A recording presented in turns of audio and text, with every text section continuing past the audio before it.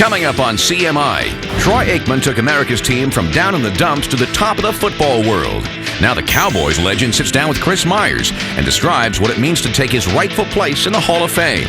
My career was really defined by winning games, and to me that's why we played the game, and so I'm very proud of that fact.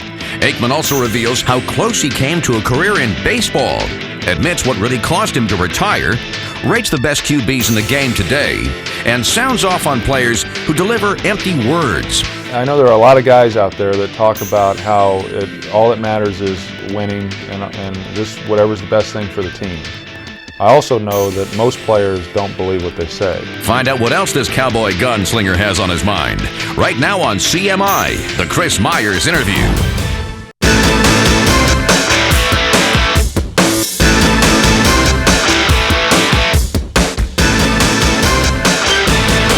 Thanks for joining us. We're with Troy Aikman, who, of course, was a successful quarterback and a broadcaster. How do you like that broadcasting thing, by the way? I love it. Yeah? I love it. It's hard to believe that it's my fifth season doing it now, and I've really enjoyed this season. It's the first year that I've got to work in a two-man booth, and, of course, getting to work with Joe Buck for the past 4 seasons has been great, and I've had good partners in Daryl Johnston my first season, obviously a great teammate of mine with the Cowboys, and then the 3 previous years with Chris Collinsworth, and work with good people. So, yeah, I've been real fortunate over the last 5 years, and really throughout my career, I've always had good people around me. Yeah, I want to talk more about the transition and the challenges in broadcasting. But can you believe it's been 5 years since you were a player in the league? It's really gone by very fast. It's hard for me to believe that it's been that long since I quit playing, and I know the 12 years that I played was it seemed like it went by awfully quick as well, and I guess as we get older, time does go by more rapidly than what we would like. What 3 Super Bowls in 4 years in the 90s? No quarterback won more games. In fact, in any one stretch of a decade, nobody won more games than you did, and 6 straight Pro Bowls. And there's a lot of numbers we can go over. But what to you constitutes a Hall of Fame quarterback? It's a good question. I don't know. I don't know exactly how I would answer that, to be honest with you. I don't know what constitutes a Hall of Fame player. Mm-hmm. Because I think everyone who would say, well, this particular criteria is then what's used, then I think you could give examples of players that maybe aren't in the Hall of Fame. And so I think it's really an individual thing as far as, what player, what emotions are stirred up when you mention that guy, or the memories that you have of him as a player. And to me, my career was really defined by winning games. There wasn't a lot of gaudy statistics, and I certainly was fine with that. Right. And going into the Hall of Fame, then I think that represents that's what is represented by that is the wins. Is the wins, and to me that's why we played the game, and so I'm very proud of that fact, and I don't apologize for my lack of big numbers. And so you'd rather have 3 Super Bowl titles and lower stats than a guy like a Dan Marino, but has a lot of stats and no ring. Well, I would. Those were great years, and I can't imagine having played this game and not have been given the opportunity to win a Super Bowl, and I was able to win 3 of them. And I know this, that I know there are a lot of guys out there that talk about how all that matters is winning and just whatever's the best thing for the team. I also know that most players don't believe what they say, and you mean they're a little selfish sometimes? Well, I think that most players tend to worry about their own needs and their own desires as far as putting up big numbers and winning. Yeah, they want to win, but as long as it's within the context of them getting to do what they do. And has that gotten worse over the years, Troy, or was it there when you were playing? Oh, I think it's easy to say it's gotten worse. I don't know that it's gotten worse. There's no question that kids are changing. We're all changing, and the athletes are a little different coming into the league than what they were even before I got into the league. But I think that the fact that I was, I never complained, either publicly or privately, right, about what I was asked to do within our offense. I felt that my contributions were significant, and we won games, and that was what was important. How about equate Hall of Fame with Super Bowl titles for Troy Aikman? Well, for me, that's what it is, and I mean, is one more meaningful than the other because of what we just talked about? Is it? The Super Bowls were. I just felt that that's what we played for. Every year that we go to win the Super Bowl, and so that was. I would guess that's an individual accomplishment as much as it is a team accomplishment. The Hall of Fame is by far the greatest individual achievement athletically that I've ever received, and I'm certainly proud of that fact, but a lot of players, certainly played a role in that. For the same reasons that I was inducted into the Hall of Fame would be the same reasons as to why I was able to win 3 Super Bowls. We had good players and got to throw to some good guys. We had good offensive line, play in front. Emmitt Smith, of course, running the football, and then great defenses. So I think it all goes hand in hand. We'll continue with Troy Aikman. Talk about the Cowboys, what happened with that 4th Super Bowl in that stretch, and also have him talk about the quarterbacks of today. And we continue with Troy here on CMI. Also coming up, the end of your career as we fast forward through all of this, concussions. As far as injuries are concerned, it would be the back as to why I retired, not concussions. Plus, I think that once Jimmy left, following our '93 season, I think that our team was in a steady decline. That's next on CMI, the Chris Myers interview.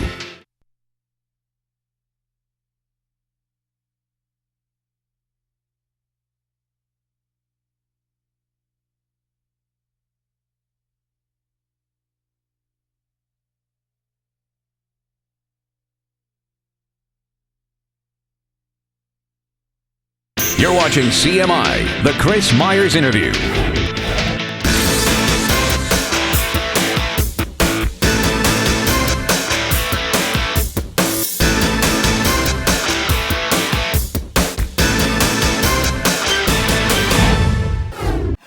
And we're spending a few moments with Troy Aikman, who, of course, with the Cowboys, Jerry Jones, Jimmy Johnson, Barry Switzer, the 3 Super Bowls in 4 years, close to that 3rd straight Super Bowl. Why, in a nutshell? I know you've had a lot of years to reflect. Why didn't that happen? I think it was a combination of a few things. I think that once Jimmy left, following our '93 season, I think that our team was in a steady decline. I think our attention to detail and focus, the things that made us the great team that we were, I think we started to lose sight of what got us there. And then I don't know that we made great personnel decisions. We were losing a tremendous number of players because the free agency came into effect during that time. Salary cap eventually came into effect during that time as well. And so we would lose players, and we weren't really replenishing the cupboards much. I've been around Jimmy and Jerry. Like both guys. Was it difficult? Were you caught in the middle in that split? Did you have to choose sides as the leader of that team? No, I really didn't. I think that I don't know that most people realize it's probably what Jimmy wanted. Maybe it was a year before he wanted to go, but he wasn't going to be there much longer. So I know that Jerry winds up taking a brunt of the criticism as far as what happened with that relationship, but I'm not so sure that each of them didn't end up getting what they ultimately wanted. So no, I didn't feel like I had to pick sides. I think Jimmy recognized that as players we wanted him back, and Jerry realized that as well. He knew that we hated to see Jimmy leave after the success that we had those 2 previous years, and I think everyone was on board with Barry Switzer coming in and felt that we would be a good football team with him as well. Your success of the Super Bowls and the MVP in that first Super Bowl of the 3 that we talked about in Pasadena. Describe, and I've heard you talk about coming out of the tunnel, but what goes? Are you nervous? Are you afraid that first time that you go out for a game like that? Well, I was always a little nervous, uptight before games, the butterflies. Really? Before every game. And I'll tell you, going into that game, I was as calm as I've ever been. I did not have the butterflies. Was not nervous. Was very relaxed. That was? I don't know. I slept really well the night before the game. Generally, I wouldn't sleep that great. It was all very strange. I was glad because I was concerned with how I was going to feel the day of the game and how my body may react. And but then once I got out onto the field once I did pregame introductions, the player intros.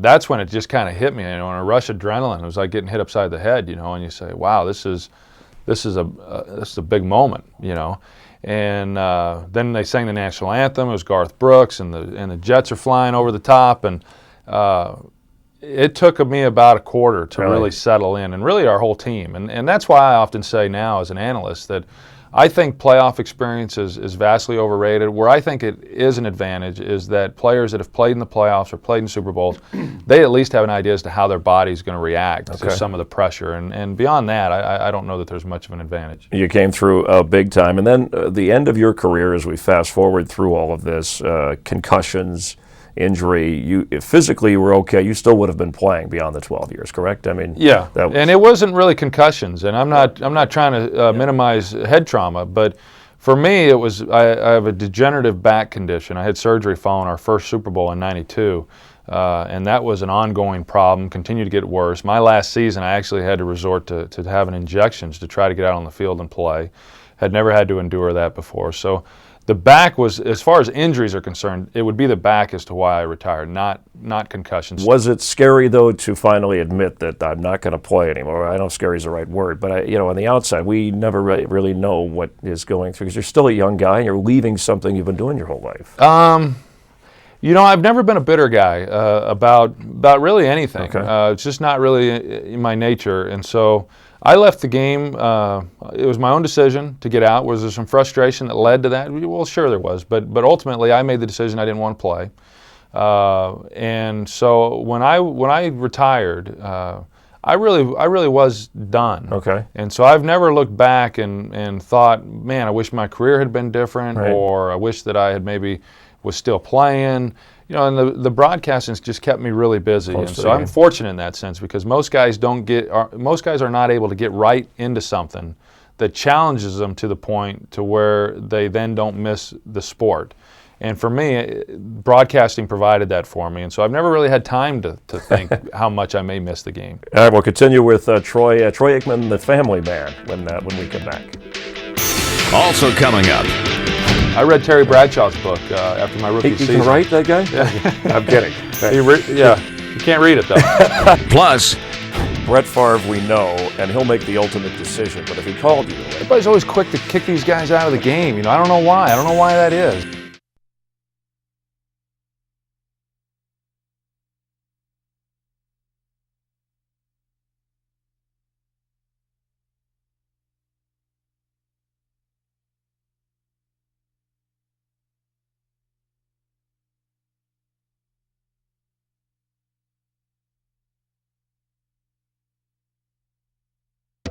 coming up next on the Chris Myers interview, Troy Aikman reveals how a broken leg in college actually helped him get to the pros. I've always believed that there's good things that can come from misfortunes.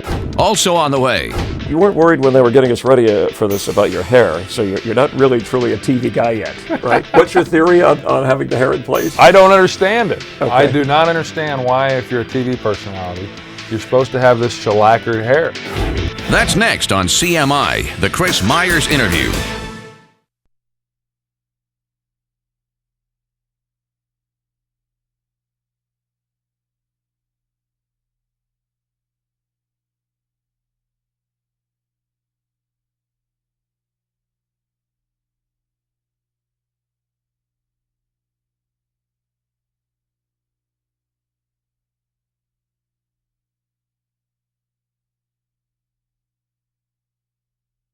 You're watching CMI, the Chris Myers interview.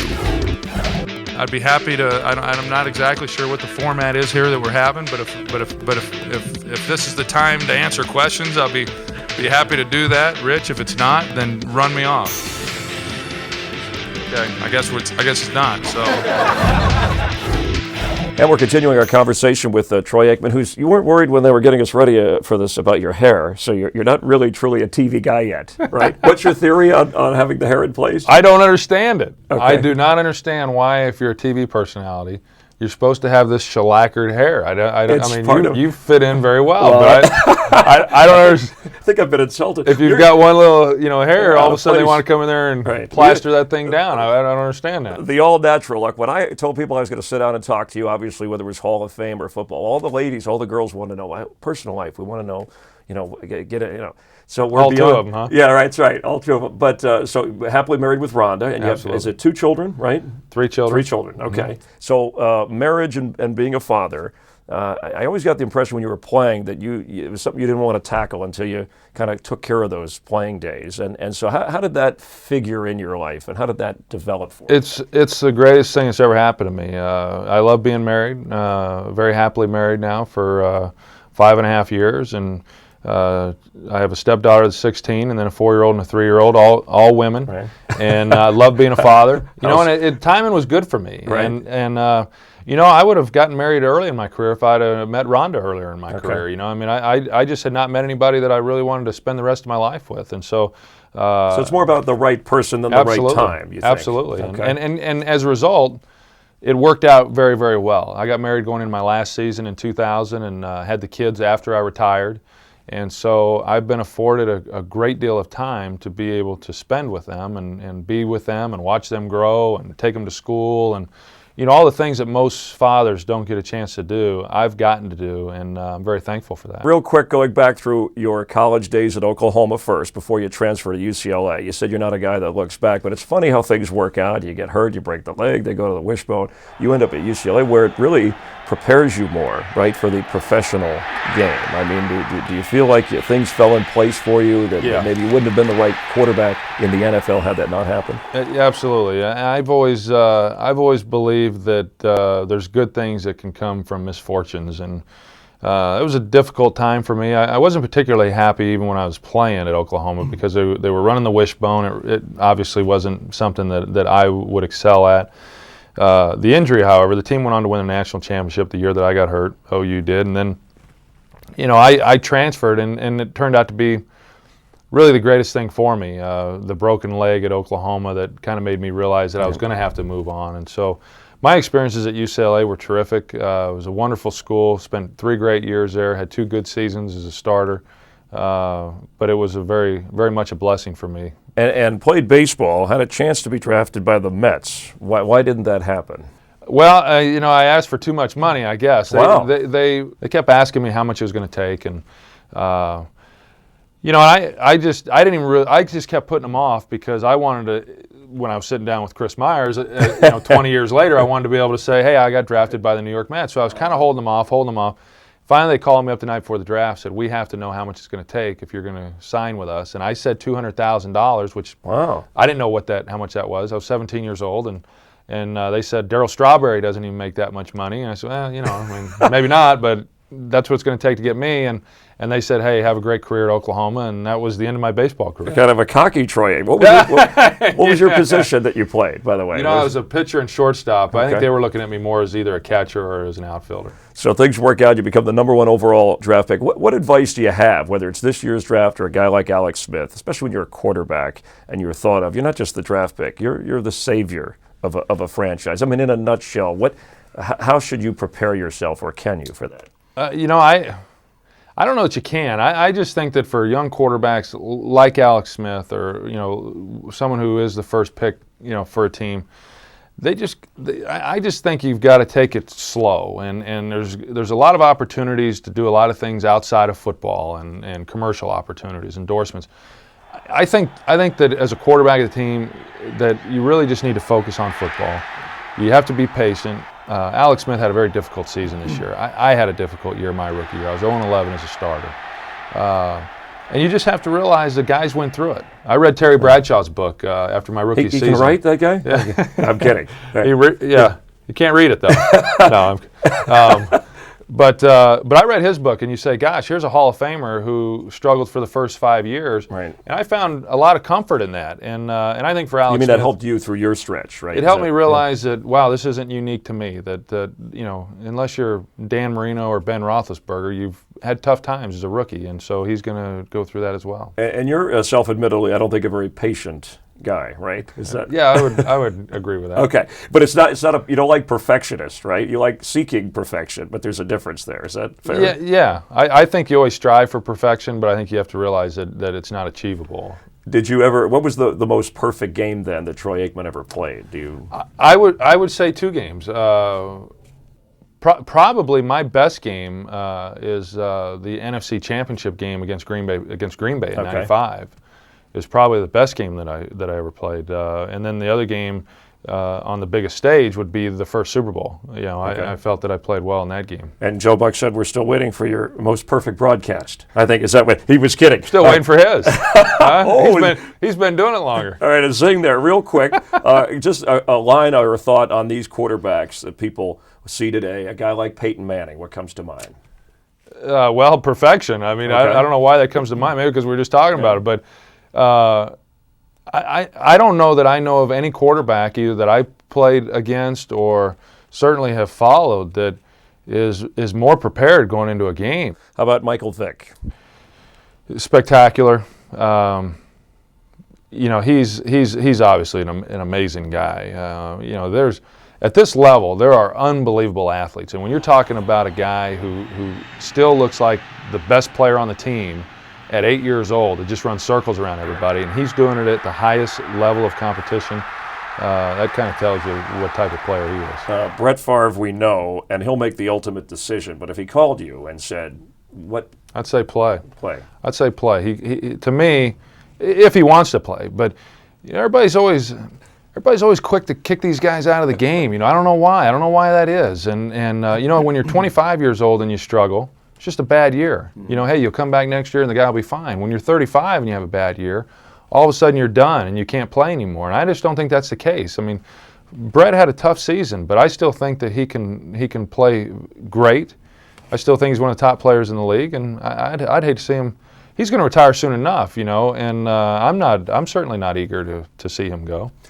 We talked about broadcasting. You also have a auto. Is it a truck dealership that I have a Ford dealership. with your name on it? Is that in Dallas, Texas? It's in Dallas, and you know, I bought it a year ago and been very active within the dealership. I wanted to get something going outside of sports and something outside of what I was able to have accomplished as an athlete, and get more into the business side of things. And the car business has done that for me. And NASCAR, you're going to be involved. Fill us in on that. Roger Staubach and I and a couple of other partners, we started up Hall of Fame Racing, and Perfect timing. and we've got Texas Instruments as our sponsor. We had looked for sponsors for a couple of years, had some opportunities, but it just wasn't quite the right fit. Texas Instruments is great for us, based right out of Dallas. They got their new DLP technology for the high definition big screen televisions, and we're excited about it. We have a lot to learn. Yeah, NASCAR it's a happening thing. Yeah, I mean it's very popular. It's very competitive. There's third generations that are struggling currently in NASCAR. We don't kid ourselves. It's we got a long road to go, but we're looking forward to it. Well, hopefully you'll have the success there that you have had in football and in broadcasting. And I really appreciate your time as always. Great to talk Absolutely. to you. Thanks, Chris. All right, thank you. Troy Aikman with us, and we thank you for watching here on CMI, and we'll see you next time. Take care. For more on this episode of CMI, log on to foxsports.com on MSN. That's where you'll find bonus footage and video from all of our previous guests. It's only at foxsports.com on MSN. Keyword CMI.